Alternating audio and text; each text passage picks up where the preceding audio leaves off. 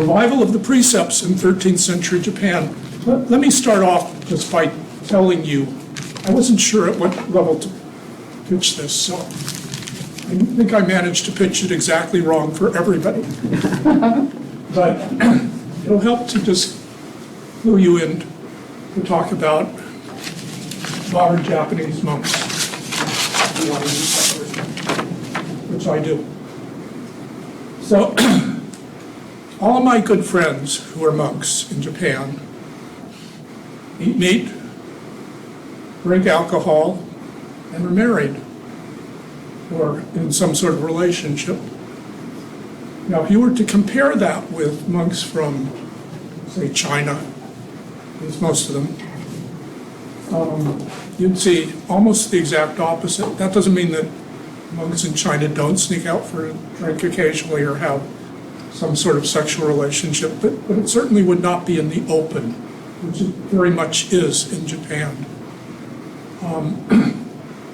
My interest in dealing with this subject is I was curious about how medieval Japanese monks thought about this, because they are aware of how different they are, at least at times.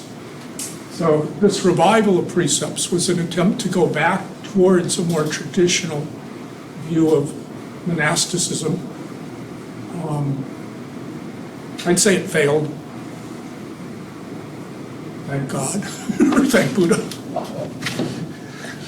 But I really like the people involved. So that's sort of briefly what this is about. This is based on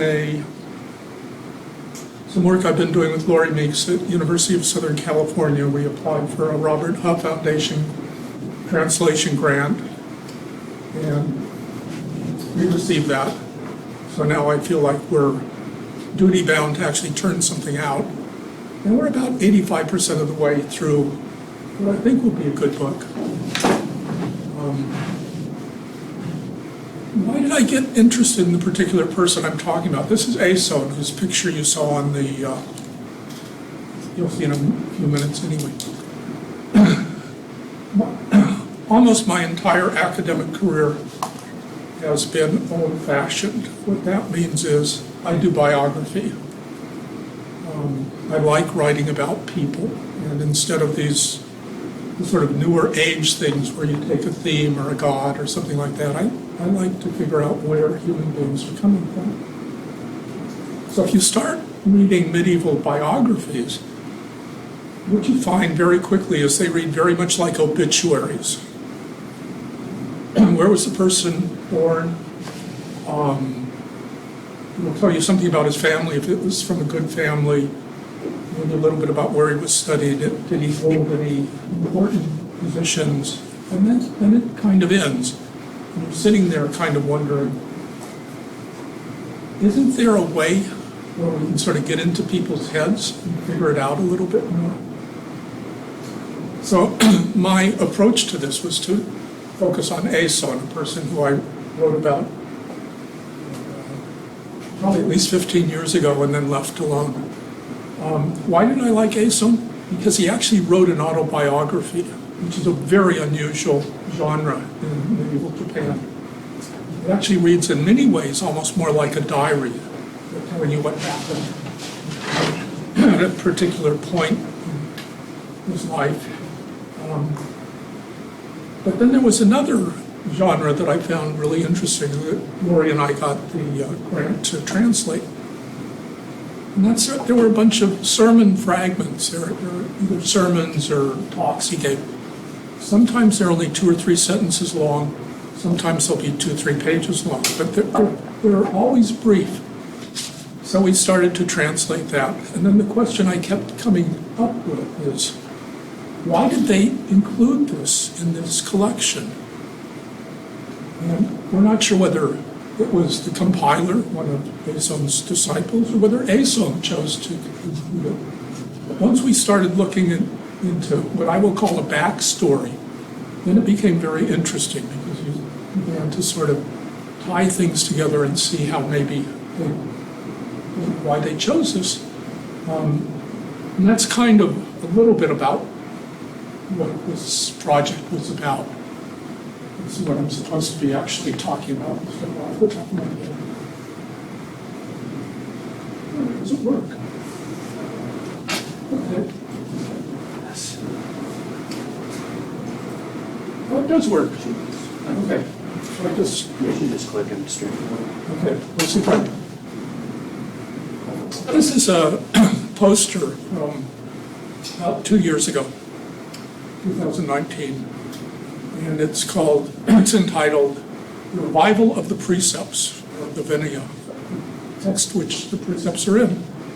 And Tosho Daiji, which is the name of a temple, a very famous temple where a man named Ganjin first came to Japan with Orthodox ordinations.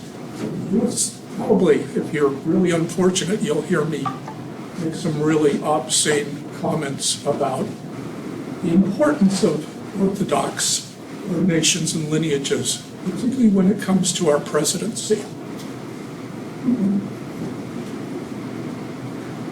Anyway, I thought it was worth trying. At least I got a smile anyway. And the person here is named Kakujo. He's the fellow with the long eyebrows. In case you ever wondered whether Japanese monks shaved their eyebrows along with their heads, apparently Kakujo didn't. A lot of them do. It's one of the weirdest looking images I know of. But I wanted to put this up there just to make the case that this topic is still important in Japan. Let's see.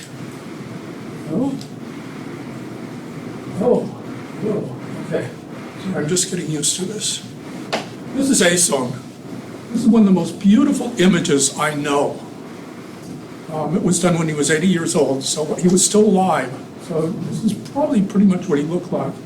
And it's done with this style called yosegi, which some people translate as parquet. It's pieces of wood glued together instead of out of a single... Multiple block. What do you call it? Multiple block.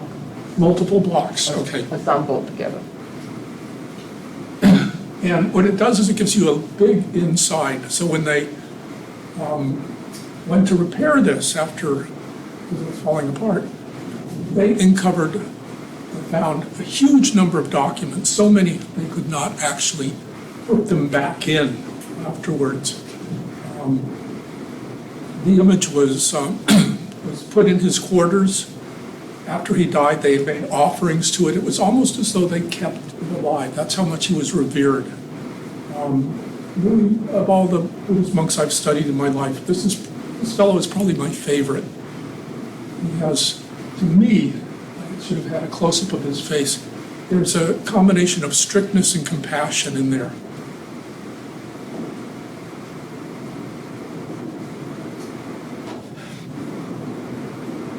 Okay, that's about it. Debates on the precepts. So, what happens in Japan is they begin to debate about what the rules should be, what the precepts are. According to traditional Indian Buddhism, you cannot replace the old precepts. I mean, you can't amend them. You're stuck with them. So that would be 250 precepts, at least in East Asia, for monks, 348 for nuns.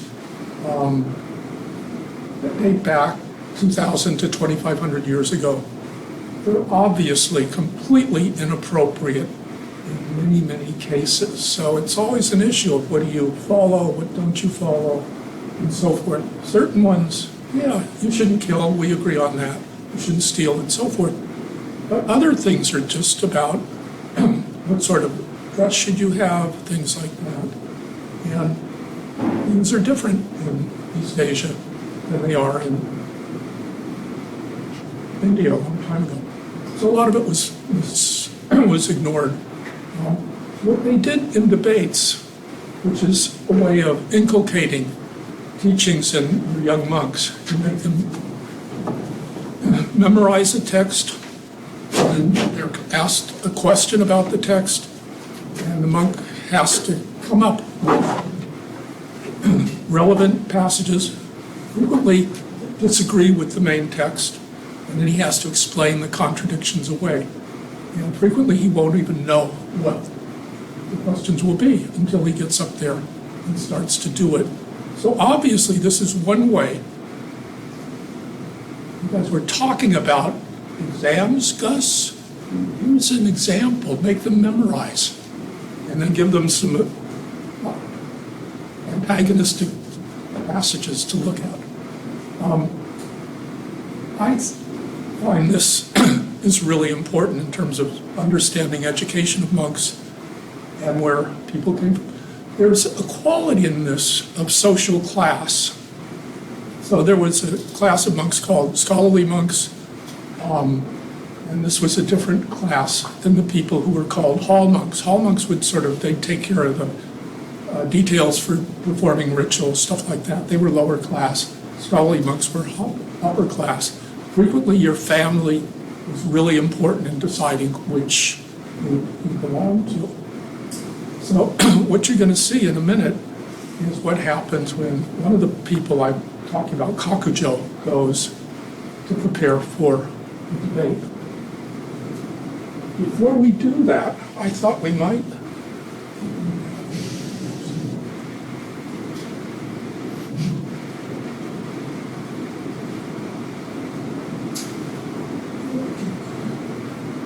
Decline is always fun, right?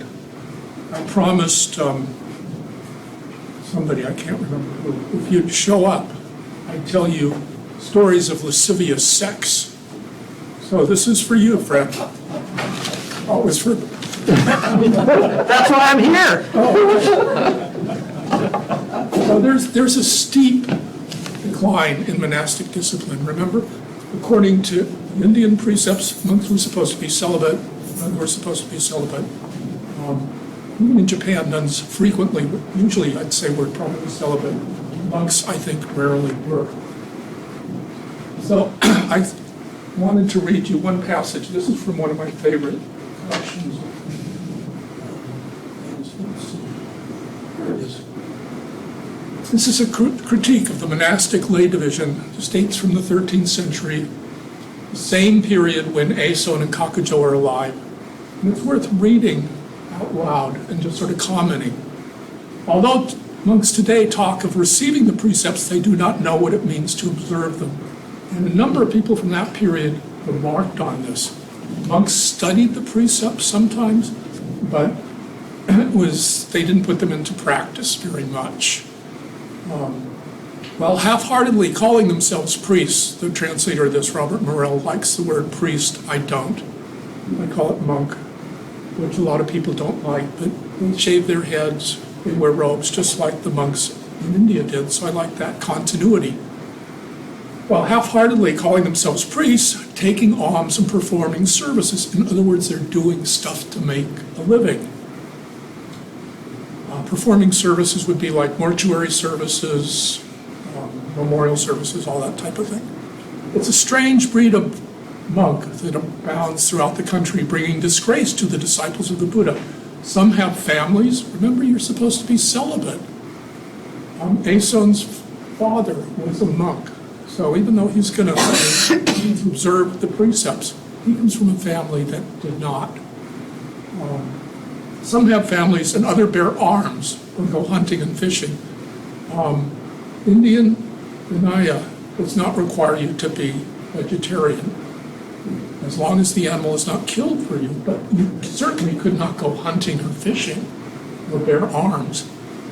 In wretched latter days, so the Japanese believe that we were in a period of the decline of the Buddhism.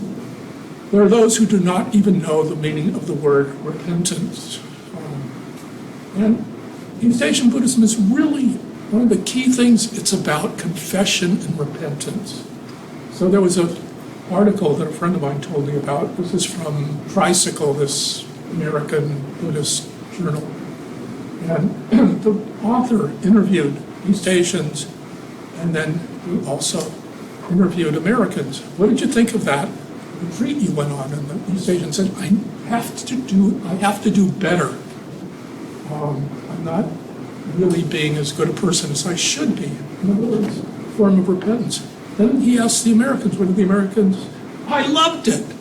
I felt like I really got in touch with myself. So a very different attitude towards the same retreat. So repentance, it was really important. These people don't even know what it is. I see one from where I'm sitting. I look and ask myself, he's a layman, but he wears a priest's scarf. It's really more like that. He's not an adult, child, priest, or menial. He isn't even shit, but something like diarrhea. Japanese could be very blunt about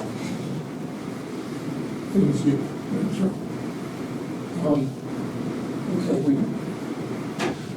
So this is a story about Saichō. Saichō, again, is 13th century, same period.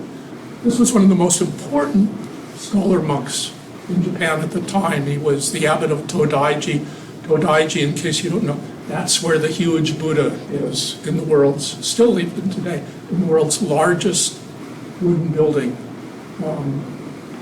So really the center of Japanese Buddhism. Saichō was ordained from a good family. That's how you become important, but also a very good scholar. He was ordained when he was 12 years old, and that's when he started drinking. Does that tell you something about the life of a monk? In his 30s, Saichō wrote a number of vows that were intended to reduce his drinking. For example, when he was 34, he decided to limit drinking at parties. This is so much like Japanese Buddhism today. Lots of parties. They were fun. At the same time, alcohol could be used, according to the Vinaya, Indian rules, as a medicine. And my Japanese friends will still joke about that. So he decided in this particular vow, he limited his drinking to 3 go, roughly a glass per day. And he also said, I'm going to limit my gambling. So monks had a lot of free time. I mean, this man, where this stuff comes from, you might be interested. There's a collection of the colophons. These are the endings of various texts that he would copy. The texts weren't that unusual. It would tell you a lot about what he was doing and why he was doing it. This runs well over 1,000 pages. This guy copied things incessantly, and one of the things they found in his records at Todaiji were these vows to behave. So this next slide is really for Lynn, I guess. No, sorry, it's the one after that. Anyway, he eventually probably does stop drinking, we don't know. And here's Saichō and sex. He was active sexually. At one point he writes, up until now I've had sexual relations with 95 men. But he says, I'm going to stop at 100. But the exception to this is this one young boy, who probably was a man, named Kameomaru. This was his long-term boyfriend. And he hopes that by doing that he could be reborn in Maitreya's Tushita heaven.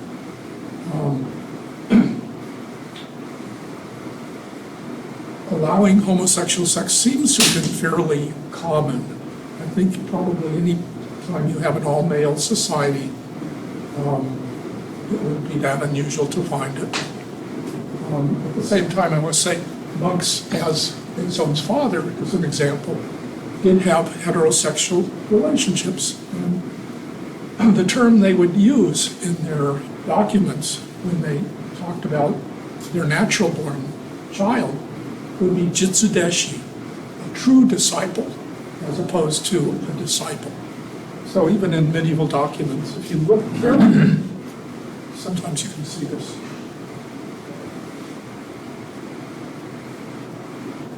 Okay, so that's the situation we're in.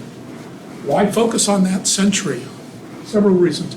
You have an influx of Chinese monks, many of them Zen monks. Where are they coming from? They're fleeing the Yuan dynasty. They're fleeing the Mongols, and eventually the Mongols will invade or try to invade Japan. And one of the key people who performs religious ceremonies to ward them off is actually going to be Eison, who does a lot of esoteric Buddhist rituals. And at one point he says, I hope that we can have their ships destroyed without any loss of life. So he wants to sort of observe the precepts, but mostly he wants to protect Japan.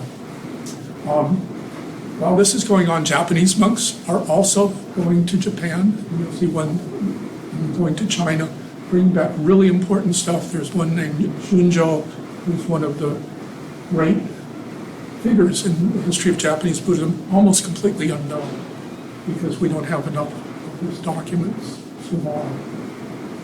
They're importing Chinese texts, and some of these have to do with precepts, and this is one of the key things that will influence this revival of precepts in 14th century Japan. So I thought we'd go back in history and just look very briefly at this. So as those of you, I used to ask my grad students this, where is Japan? Can you find it on a map? And I once had one who couldn't. I said, do you think it's an island or not? He wasn't sure. He did go on to have a career. And we always laughed about that afterwards.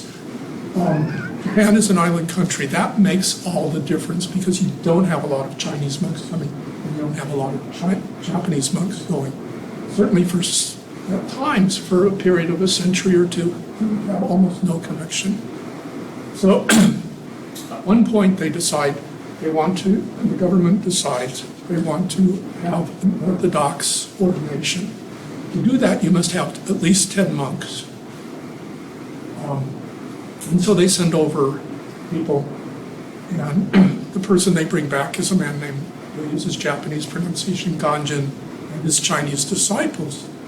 And some of the Japanese monks says, no, we don't want his ordination. And the reason they don't is because they've been using self-ordinations. And you'll see what a self-ordination is in a minute. And the argument goes back and forth.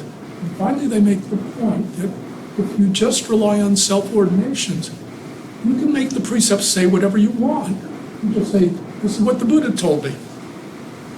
And at that point, everybody accepts Ganjin's ordinations. Next slide, you can see why Ganjin is so revered. Somewhere in there. Anyway, this guy tries to get to Japan 5 times. He goes blind in his efforts, and when he finally does make it to Japan, he is revered. So that Orthodox ordination lineage was really highly respected. I thought it'd be worth spending a little bit of time looking at what a self-ordination would be. So this is from an apocryphal text. What does the word apocryphal mean here? It means a text that purports to have been written in India and wasn't. It was written in China. Once in a while you find them even written in Japan. And this text has an interesting title, the Sutra on the Divination of the Effects of Good and Evil Actions. So if you think of yourself, you have all this karma from the past, but you don't know what it is. And you'd like to know what in the world it means for the future, for the present. And so there was a form of divination that was used.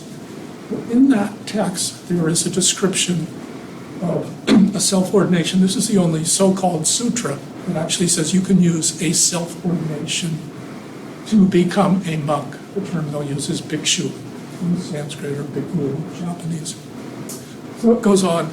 If sentient beings wish to practice the Mahayana, then they should receive the basic major precepts of the Bodhisattva, as well as all the precepts for both householders and monastics. So it's saying you also have to have the Vinaya precepts too. They should comprehensively receive the restraints that prevent evil, the precepts that encompass good, and the precepts that benefit others. So that's what you're supposed to have. But if you think about it, and Japanese monks did, is there a problem with that? If you want to, and Japanese would turn it into a hierarchy, so at the bottom were the restraints that prevent evil. So you shouldn't kill. Okay, we can all agree on that. But what if there is somebody evil? We will not name any political figures at this point. And you could save a lot of people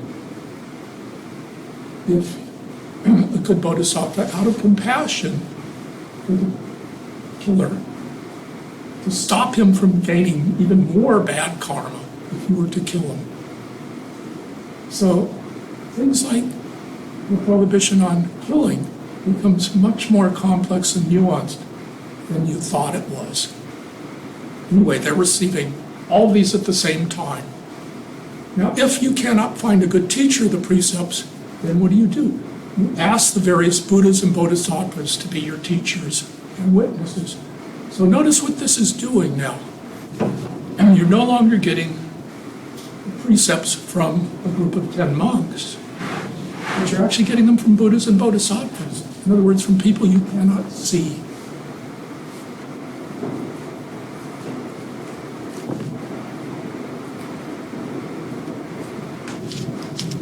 And we'll go down to the second paragraph. In the future, as for both those who wish to become monastics,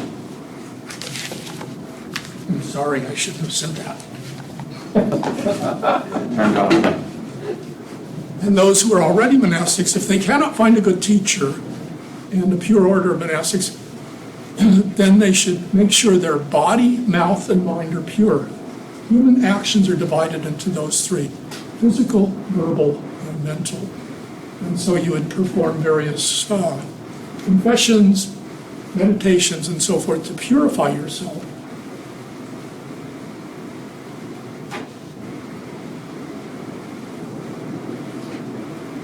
And then it goes on. Those who are not yet monastic should shave their heads and put on robes and vow to receive the 3 collections of pure precepts. This is said to be the receipt of the pratimoksha. Pratimoksha is a Sanskrit word that means the list of rules of the fully ordained. This is the key passage where it says a person who has received it is called a bhikkhu, a monk, or a bhikkhuni. This is the only place in so-called sutra literature that actually says you can become a monastic, a fully ordained monastic, using this ritual. However, we'll go down to almost the bottom of this. If these people confess but do not do so with utmost seriousness and do not receive a sign from the Buddha, and even though they have outwardly received the precepts, they cannot be said to actually acquire them. You must have some sort of a supernatural sign. What would that be? Now, the thing about when this was done, people would stay up all night reciting texts, meditating, and if you did that for several nights, and this was what was in your mind, it's not too surprising they might have a sign. So here's that same sutra. You can see light pervading your room. You might smell a wondrous fragrance. Within a good dream, you might perceive the Buddha's physical body come and confirm your practice, touch your head, praise you, saying, "You are now purified, and I come to confirm you." Or you might dream a bodhisattva is coming and confirming your attainment. Or they might dream of an image of the Buddha emitting light to confirm them. So this, today, my advice to you, throw this away.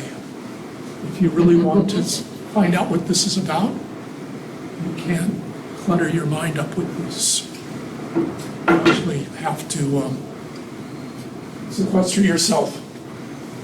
So this is going to be the type of ritual that they're going to use in order to start a new ordination lineage, because they're convinced that the old one is dead.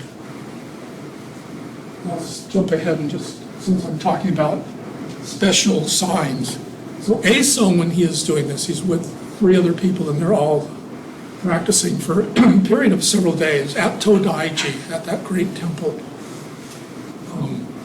And he actually has a record of what he experienced.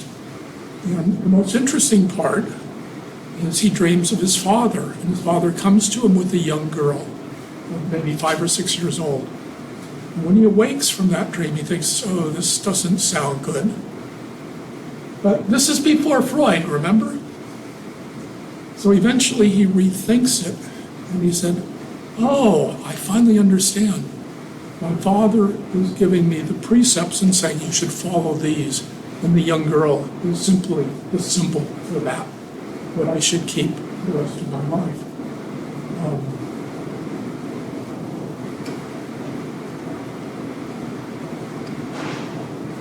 Let's see, how are we doing time-wise? I always, we're going to skip this.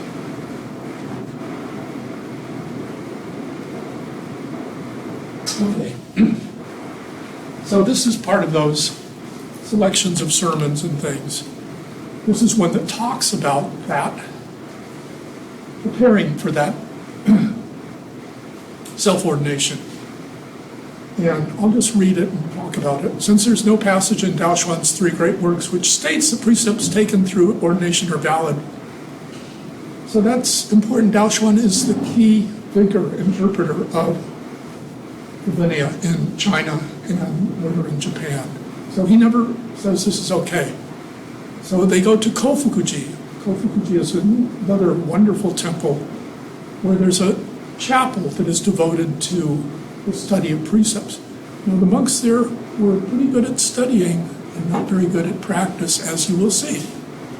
So they read this chapter on manifested and unmanifested form. If you want to know what all that means, you can ask me later. Kakujo had studied this text in preparation for doctrinal debates, so he's going to debate. Although he had greatly misunderstood the text, he had apparently memorized it. That's what I was telling you about debates, as the examinee for a debate. Also, in addition to this, because during this time there had been a series of drinking parties, he lacked free time during the day and seemed to engage in various idle conversations. One time he started the reading during the hour of the rat, and on another occasion he started reading during the hour of the ox. Because he was drunk, there was some sloppiness in his reading. However, during drinking parties, in other words, Eison would carefully review the text. And so they're preparing. So what's behind this? There's several really interesting things. Kakujo had actually died several decades before Eison was talking. Remember, he's in his 80s probably when this is going on. And he had never criticized Kakujo, at least in any writing that we have, for drinking. But obviously this was fairly common. And so you're finding something out about the process of preparing for debates, things like that.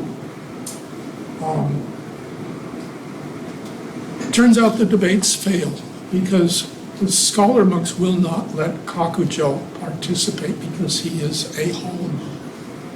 And it's probably because they won't let him participate that Kakujo and Eison are driven to go to Todaiji and to participate in a series of meditations and so forth to get a self-ordination, which they get.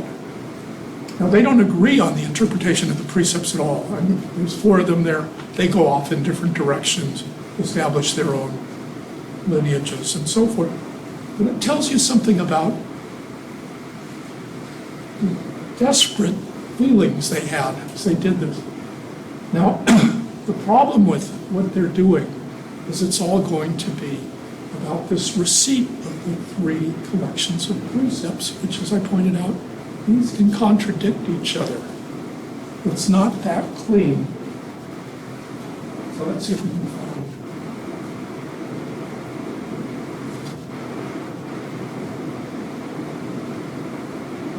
Oh, I have to, this is a digression just because I love this guy.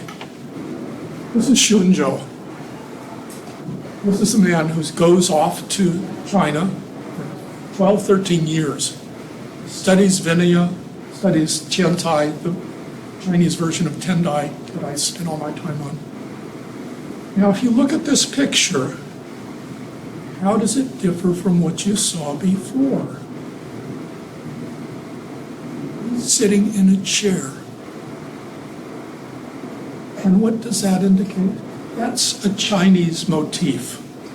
And when we looked at Eison, when we looked at Kakujo, they're sitting on the floor. A very Japanese posture. And so Shunjo represents that Chinese tradition. The other thing Shunjo is doing is he's bringing over the Chinese pronunciation of all the scriptures, of all the chants and so forth. So if you go to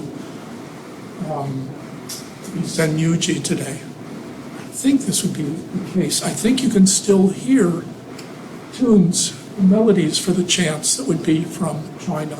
This is certainly true of some of the Obaku temples and so forth. So he's bringing back this practice, and this is going to be a wake-up call. So what happens is after the self-ordination, I think Kakujo and Eison aren't quite sure what they've gotten themselves into. So they go to a temple and they hear one of Shunjo's disciples lecture about what the precepts are, and more important, what is monastic ceremony about? How do you do an ordination? What monks were supposed to do is every other week, they were supposed to all gather and chant precepts to make sure that nobody had violated them inadvertently. That was almost never done in Japan.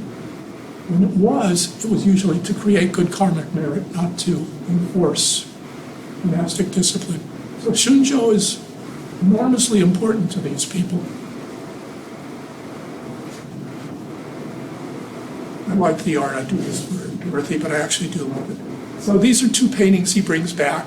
Dao Xuan, who you've heard before, the great master of Linya. Guanzhou, who's a Sung Dynasty monk, and really, really important because he writes sub-commentaries on Dao Xuan's commentaries. The Japanese could, you'd think that rules would be easy, right? You guys know the rules. We're supposed to wear masks, all that. But monastic precepts are actually very, very complex. It's almost like canon law in the Catholic Church. All sorts of exceptions to them, definitions of what this means, and so forth. Again, sitting in chairs. We'll skip all the detailed. Okay. This is probably getting close to the end, I suppose. Oh, wait a minute. I have more time than I thought, don't I? Because we started at 3:15. I think we started. Yeah. Okay. So, what happens when you break a rule? Well, obviously, you should probably confess it. But there were some rules, according to the Vinaya, that you should be expelled from the order forever. Sexual intercourse was one of them. Remember Saichō and all of his miscellaneous sexual adventures, or Eison's father and so forth. Stealing was particularly egregious because you could take away somebody's livelihood if you stole. Lying about your spiritual attainments is another one. So certain things would be expelled from. There were a number of others which you'd be suspended from the order for a long time. If you, as a good monk, a bad monk I should say, went to a young woman and said, the best gift you can make to the order is your own body. If you read Chinese pornography, that happened because monks had access to young women in ways that other men didn't sometimes. You'd be suspended. They wouldn't kick you out. They probably should have. Anyway, the problem they're dealing with is they're dealing with two conflicting citations from the Yogacara Bhumi, which is a very, very important text. So the first one, if there's a violation, then one should quickly confess it in the orthodox fashion so that one will return to purity. All of the bodhisattvas, and the bodhisattva is the name of a Mahayana practitioner, all of his infractions should be understood as included in the category of wrongdoings. So if you look up wrongdoings as a technical term, it is an infraction of the precepts which you deal with by simply confessing or thinking I shouldn't do this again. So if you were to follow this law, with this interpretation, then even if you committed one of these terrible crimes, infractions, you wouldn't be expelled from the order. Goes on, the bodhisattvas who violated these with the worst type of defilement, so that it's like a parajika. Parajika is something which you're expelled for, in which they lose the precepts, should receive the precepts anew.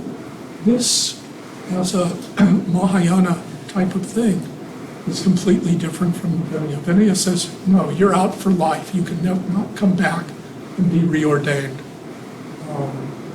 But Mahayana version is much more tolerant and says, no, you can receive the precepts anew.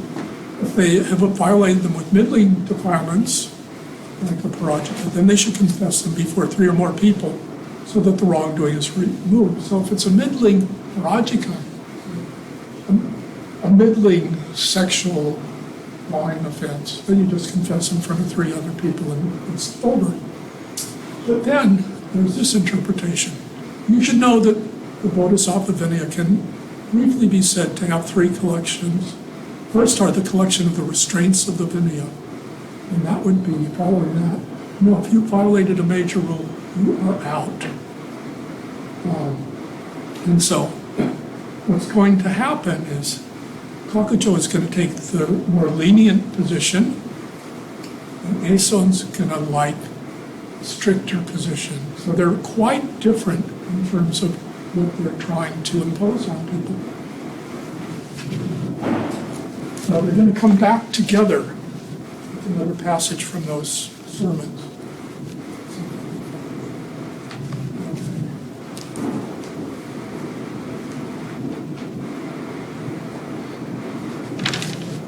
Here, we can look at this. This is fun. So, right after the self-ordination, Eison describes monastic rites. And he just goes through the Vinaya, and he's basically trying, what they're really concerned about is monastic ritual, not morality. Morality's in there, but it's really ritual. And he gets to the point where he talks about confession. And in this section, he tells you what you have to confess, to how many people, and so forth. And then you get to the worst type of offense. This would be like lying, stealing, sex. And he says, well, this is so rare that I've just abbreviated it here. But as you saw with Saichō and with that section from the Shaseki Shu, this is hardly rare. It's hard to know what Eison had in mind.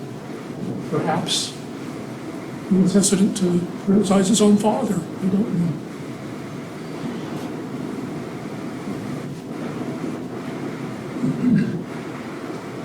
So here's where they come back together. This is again from that collection of passages from his talks. So he writes, when I had completed 9 rainy season retreats after I received the precepts through a universal self-ordination, I began to conduct distinct ordinations. But what's a distinct ordination? This is instead of receiving all the precepts in one go. You say, well, I'm a lay person, so you receive 5 precepts. I'm going to be a fully ordained monk, so you receive 250. So you have different rituals with different sets of precepts. That's where the word distinct differentiates us from universal. Until then, I hesitated because I knew that conducting an ordination conferring the pratimoksha when I only had 9 years of seniority would have incurred a transgression. So he's reading the precepts. This is actually in there. You had to have at least 10 years of seniority before you could be a preceptor and so forth. When I said, let's conduct a distinct ordination next year, Kakujo answered, I might not be alive next year. In fact, he dies within the next few years. I'm reluctant to have our efforts to institute a blessed ritual end in vain because we might die in the midst of our work. If conducting the ordinations before we have 10 years of seniority is bad and a transgression, then we should confess after performing the ordinations. If we had been, and then he goes on and says, if we'd been doing the ordinations for our own benefit, then surely that would be bad. But if we're doing it just to propagate the teaching, the Buddha's teaching, then it would be okay.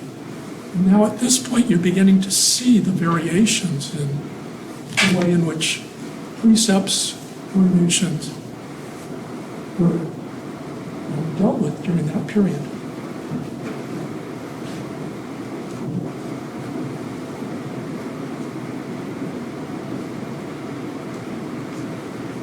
This is more of the same thing. This is what we're looking at. So Groner is probably the greatest Japanese Vinaya master or exegete. And he writes this interesting text, which is about differences between the precepts at Eison Saidaiji Temple and at Kakujo's Tosho Daiji Temple. And here's what he writes. Eison says, the bhikshus and bhikshunis, those Sanskrit terms for monk and nun, following the universal ordination must observe the 5 or 7 categories of rules for the Vinaya. Thus, offenses are based on terms used for Vinaya rules. Some are referred to as offenses requiring expulsion or suspension from the order. So he's taken that distinct ordination very, very seriously for his temple guys. Kakujo did not at first.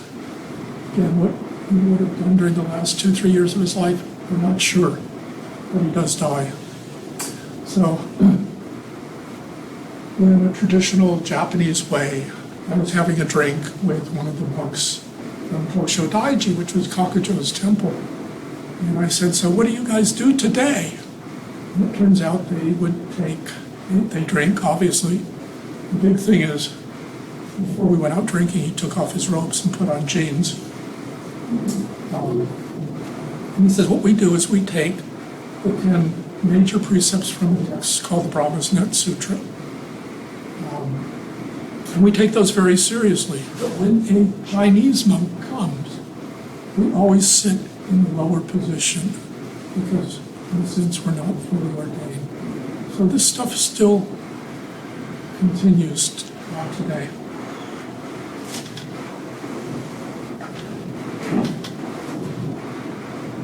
Let's see. I want to choose one.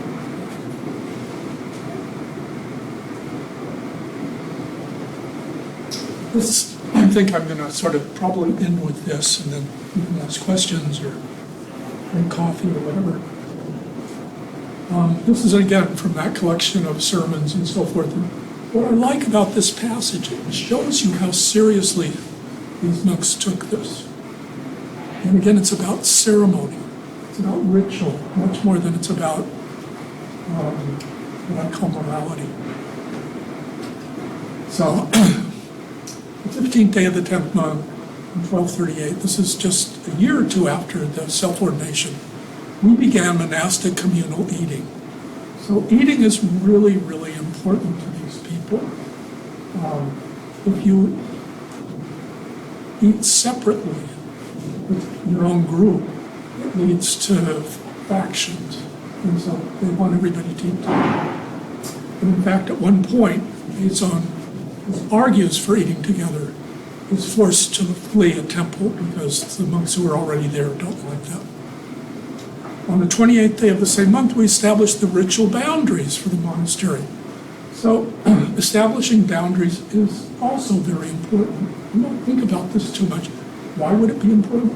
Because everybody within those boundaries that you've established must show up for the fortnightly assembly or for an ordination.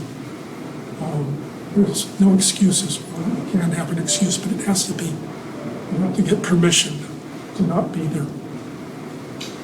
So ritual boundaries are not the same as, for example, if we had them at UVA, it would not be the same as UVA campus. That would just be too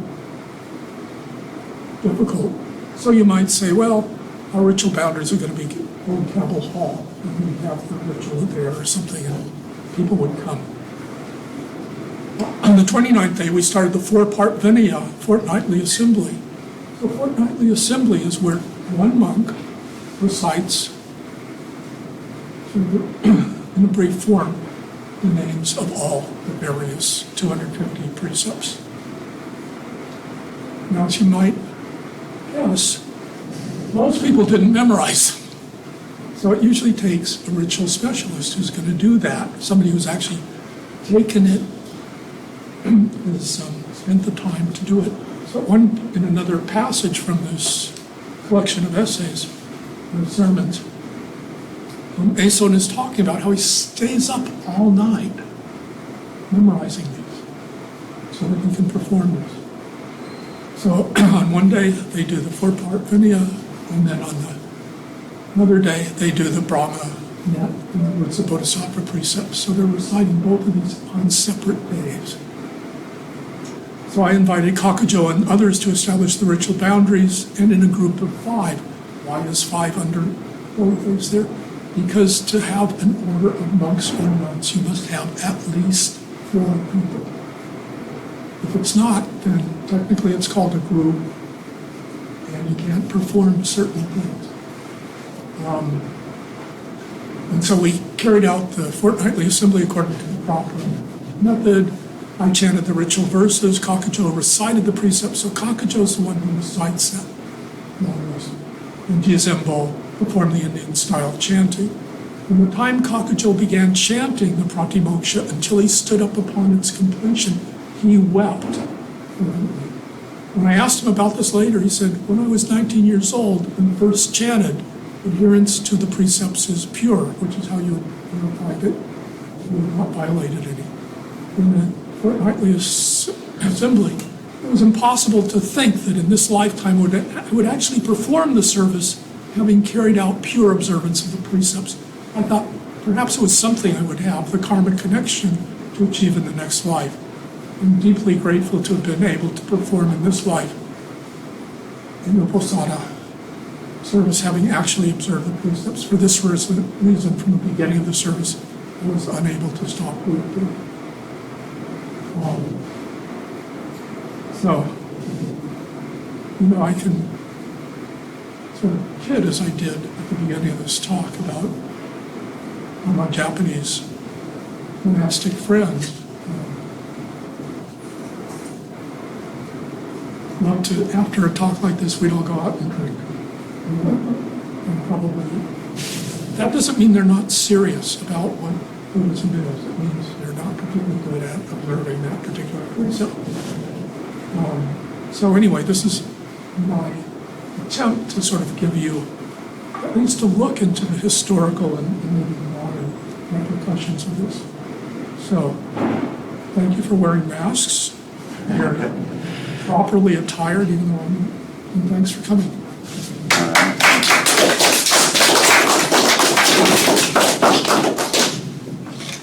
We're going to open up for questions, if anyone has a question. This one. Yeah, Fred. One of the dynamics Thank you for not falling asleep. Yeah, I was captivated. One of the things that captured my attention was the fairly clear reference to China. So China's higher, these guys go there, get the truth. Is in the 13th century, is India a concept here, and would it be higher than China? In a sense, it would be, but Japanese can't get to India. It never happens. Virtually never.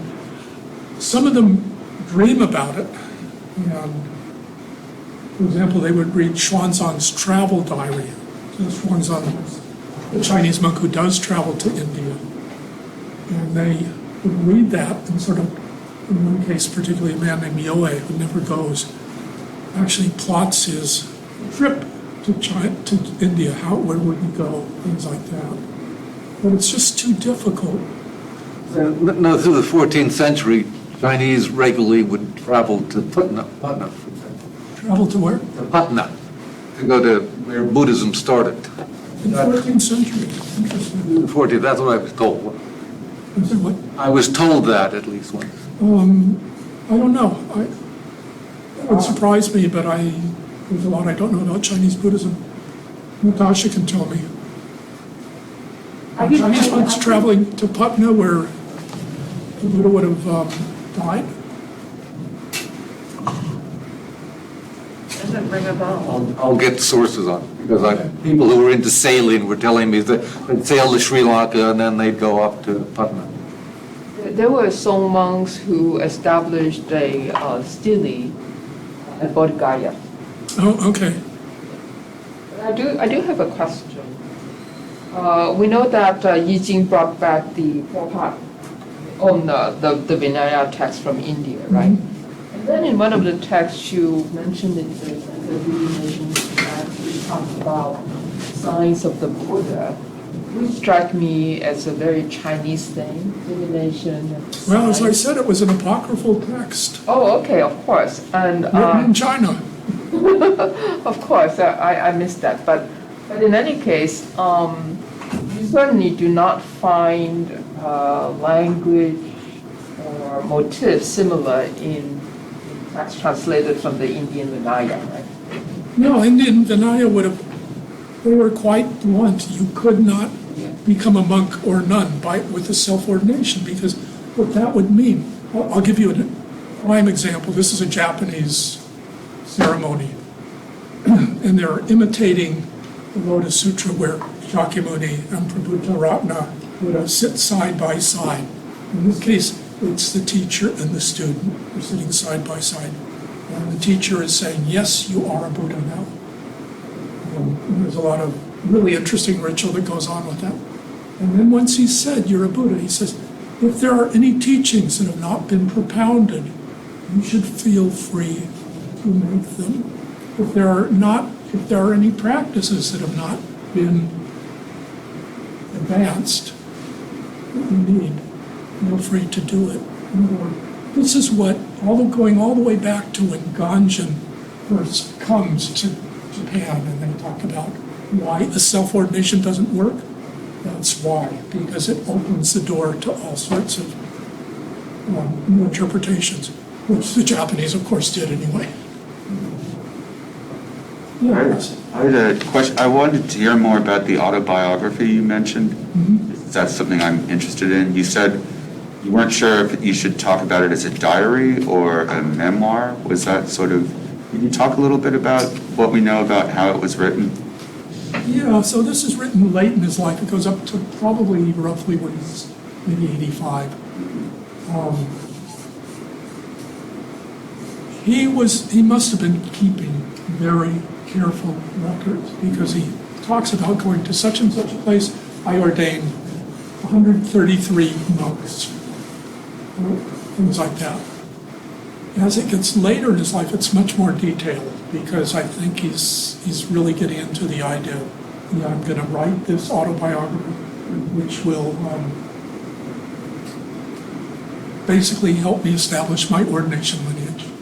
So do you mean he's using dates more Yes. as it Dates all the progresses? All the time. Okay. Yeah, no, it's constantly. The entries are much sparser early on. So it's basically divided into 3 chapters of very differing things. The first one is just about the cultivation of his education of his physical body. So when he's a child, who his father was, all that stuff. And then it becomes one on the cultivation of the Dharma body. This is his, in other words, this is a set of esoteric rituals where you gradually become identified with the Buddha, Bodhisattva. And it concludes with a major full consecration. And that marks the next, this is right before his self-ordination. And I think it's that consecration, that esoteric thing that says, yes, you're identified with the Buddha now. That maybe helps give him the self-confidence to do the self-ordination, although he never says that. And the third, by far the longest part, is benefiting other beings. So he conceives of himself as a good Buddha going out and ordaining people. He lectures constantly. I mean, just sometimes it's for a day, sometimes it's 3 days. He's an inveterate teacher. So that's sort of is what you'd find in there. And then later on, a couple of centuries later, somebody would put this and other elements together into what they call a chronology. And it's actually even a fuller account of this stuff. But I call it a diary because what you're not getting is too much of the personal reflection on what I'm doing. It's much more sort of a diary fashion. This is what I did. Then I returned to such and such a temple in time to do this monastic ceremony. There's a wonderful annotated version of this. It's called Kanjin Rakushoki. Kanjin is, I forgot how I translate it. It's basically Kanjin is like kanji, like to feel, and jin is like body. So sort of creating the body, studying the correct record. That's what he calls it. And it's been thoroughly annotated. It's a beautiful piece of scholarship, in case you're interested.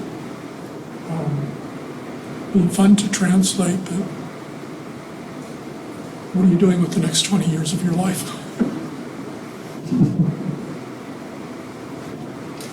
There's some other autobiographies I've found.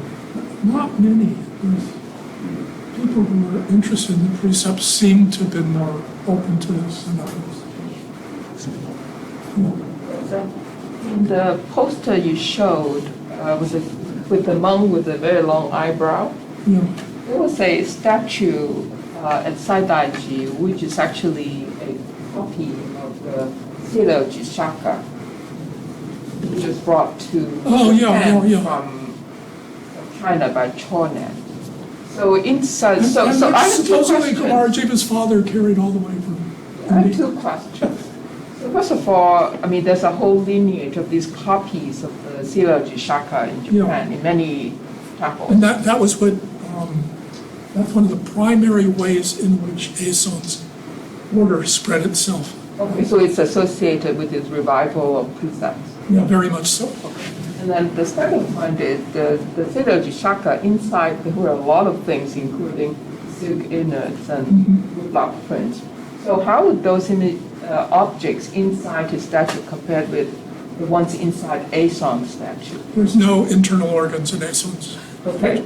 I mean, the truth is, I think until they repaired that Saichō Shaka, Okay. Shakuson, they didn't know that was in there.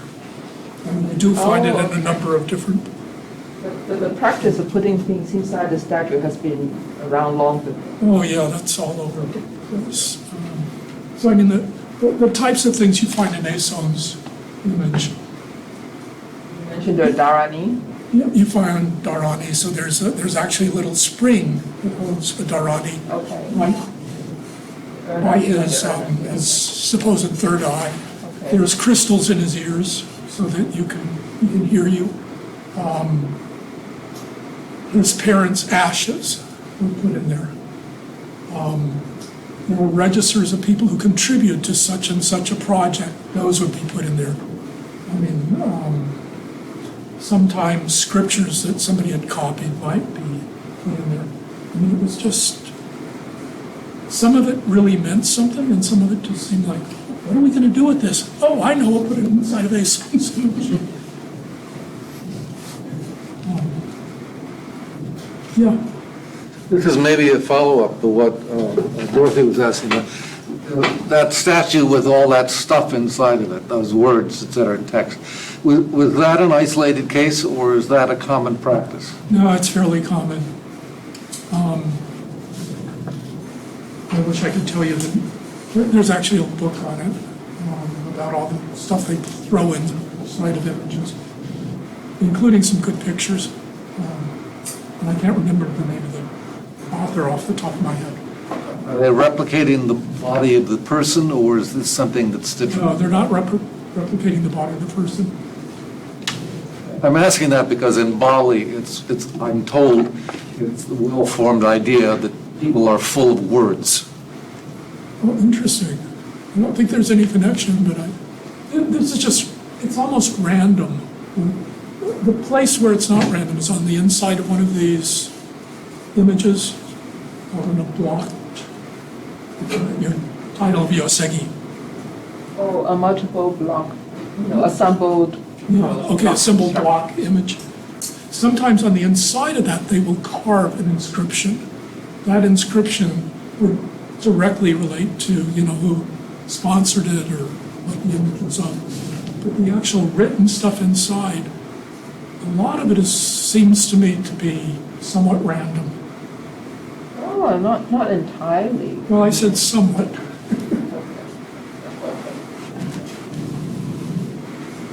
I was wondering if you could situate Tendai just a little bit for us. Is it essentially Yogacara Buddhism? Is it Paramita? Oh, Lotus Sutra. Yeah, Lotus Sutra? Okay, so what Tendai is here, there were basically two major scholarly traditions in Japan. There's more than that. The two that were most important was Oso, which is like Yogacara, and the other was Tendai, which is really a Chinese Lotus Sutra thing. Tendai is in many ways responsible for the confusion that you find in Precepts, because at one point, the founder of Tendai says, we should throw out the Vinaya. It is a Hinayana text. We do not need to follow it. And so they do that. And then he has to substitute something else, and he dies. So there's basically two candidates for this. One is Lotus Sutra. Lotus Sutra has nothing resembling Precepts in there. So it's wide open as to how you interpret it. The other is this Brahma's Net Sutra, which again was traditionally in China. That was given to lay people and monastics, but still is today. I mean, it doesn't qualify anybody to be a monastic. But that's what Japanese Tendai started to develop. And because there was no authoritative figure to say, this is what it means, Tendai monks were pretty free to develop it in ways that they wanted to. So if you really need good sleeping medicine, I have a book coming out early next year that will bore you to tears.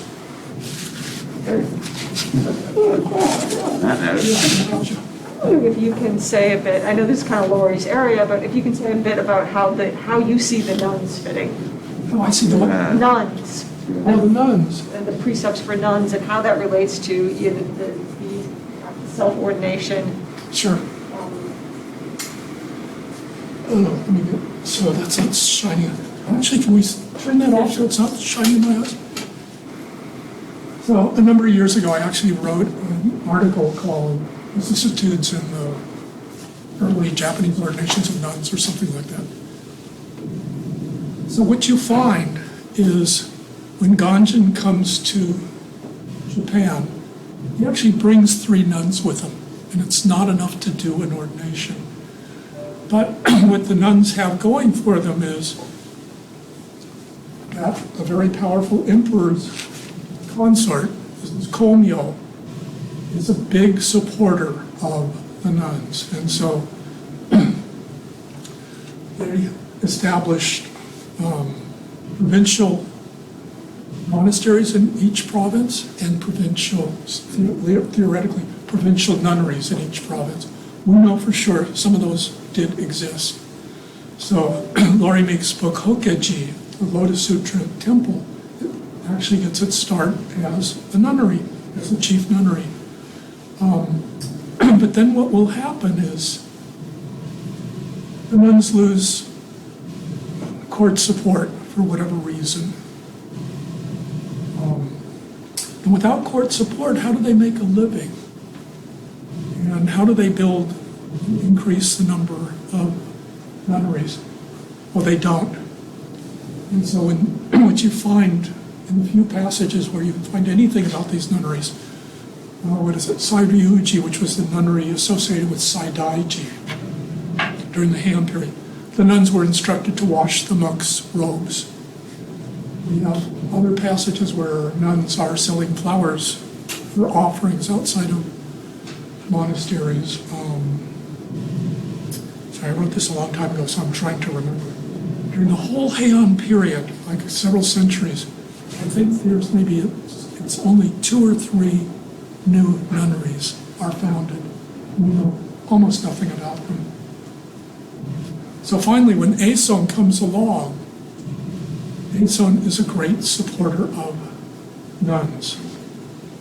And he will establish a new order of nuns. And the way he will do this is he says, well, I'm going to lecture to women who are interested, and he lectures about what it would mean to be a provisional nun, for example.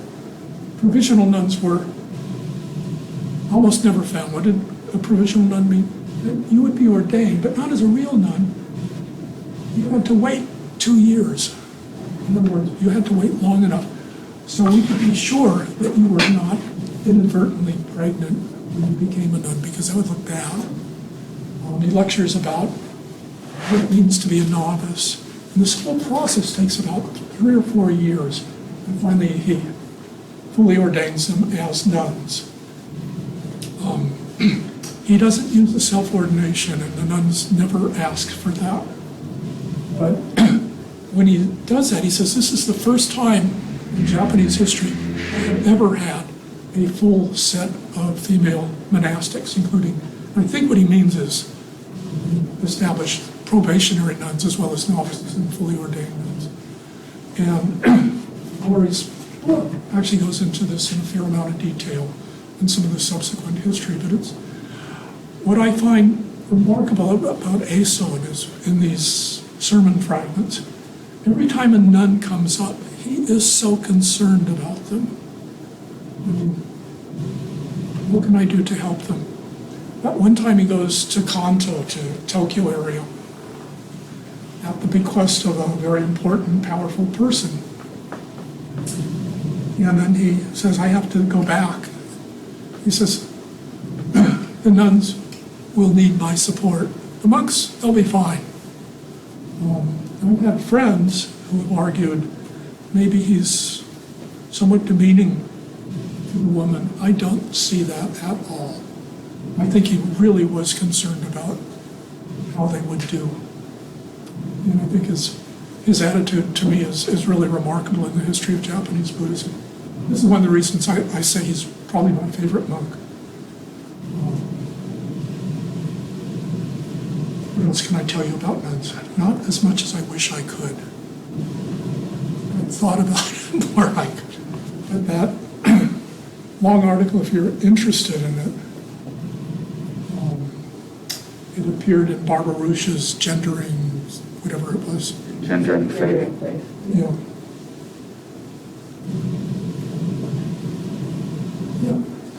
Yeah. So how were those portrait paintings of monks that you showed us, how were they kept or displayed in the monasteries? Or were they used in ordination practice? Because in the town, like some monks brought back the portrait of Hagiography and used it for like ordination in Japan. So The honest answer is I don't know. Part of what happened is the temple that Shunjo founded, Senyuji, was burned. And a lot of the documents that we would have used disappeared. We know some of the stuff. There's a remarkable document that probably would have included ordinations. I don't know whether the surviving part does.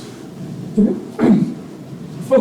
surviving part focuses on the ritual at the conclusion of the rainy season retreat. And that's what we have a lot of detail about. But in that particular section, it does talk about how you decorate the room in which it is performed. My guess is it would have done the same for the ordinations. I'm guessing they would have been displayed there. It's a good question. Well, Ganjin's portrait sculpture is in the ordination hall, right? Tosho Daiji. Yeah. And that would have been a new development, probably from the period we're talking about. Because originally, the ordination platform was always at Todaiji. And Tosho Daiji was founded as a place for people to practice but not perform those rituals. At what point in the shift, I don't know. Well, I think there was an ordination platform kind of on the outside. Yeah, I'm And not, then later they kind of built a separate hall for Ganjin. I'm not saying it wasn't there. What I'm saying is originally, In Todaiji, right? yeah, the court specified 3 ordination platforms because the court wanted to control Buddhism, and that was how they did it. Tosho Daiji was not part of that. By the time Eison comes along, he's establishing ordination platforms in a number of places. He's not asking for permission, he just does it. And the court or the Bakufu never object.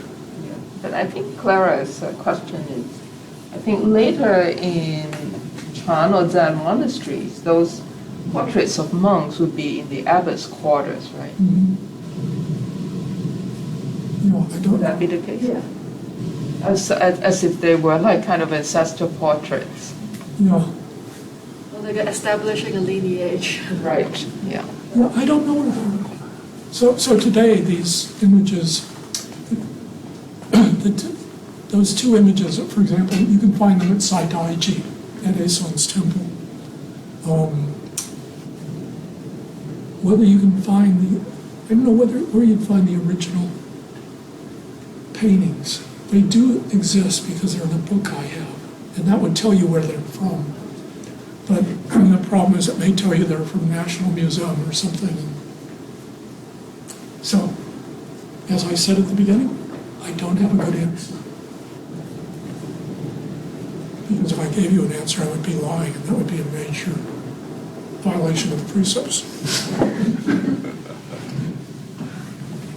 I was kind of curious, just as an aside, but what's Nichiren's relationship with Tendai? Is he contemporary with Eison, or is he later? Oh, he's around the same time. So what Nichiren is famous for is he says, if you do not solely follow the Lotus Sutra, there will be invasions from abroad, namely the Mongols, and that's exactly what Eison is defending against. So yeah, no, but Nichiren would have been a fairly minor figure. I mean, he's exiled. The court generally considered him to be kind of a nutcase of sorts. And I think, he becomes important. His followers become important later. And they become very, very important, particularly in the modern period. A lot of the new religious movements in Japan are Nichiren-based. And it's a tradition I've never liked a whole lot, so I don't know the details. Yeah. Curtis, do you have a question?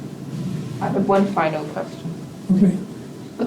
So what is the status of ordination and precepts in contemporary Japan? Who's the most powerful in terms of institution? The individual schools do their own. Okay, so it's very scattered. Yeah, I mean, Centralized. the court is not interested in controlling this. There's no central ordination platform. Tendai monks would go up to Mount Hiei for the most part. Shingon monks? What? Shingon? Shingon would either do it, I don't know the answer, but it'd either be probably at Toji would be my guess. Or Koyasan? Koyasan is funny because for a long time Koyasan was really the outskirts. I mean, it's a long trek there. Toji is right in Kyoto. So I don't know. Part of it would depend on the educational system they were using today. I don't know what they're using.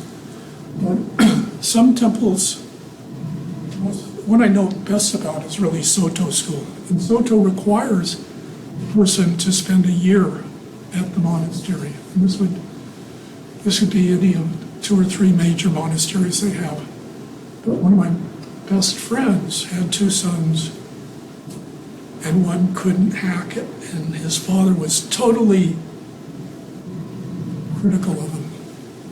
And the other one stayed for a year and has become abbot of the temple that his father had. it's really interesting to watch how this stuff plays out.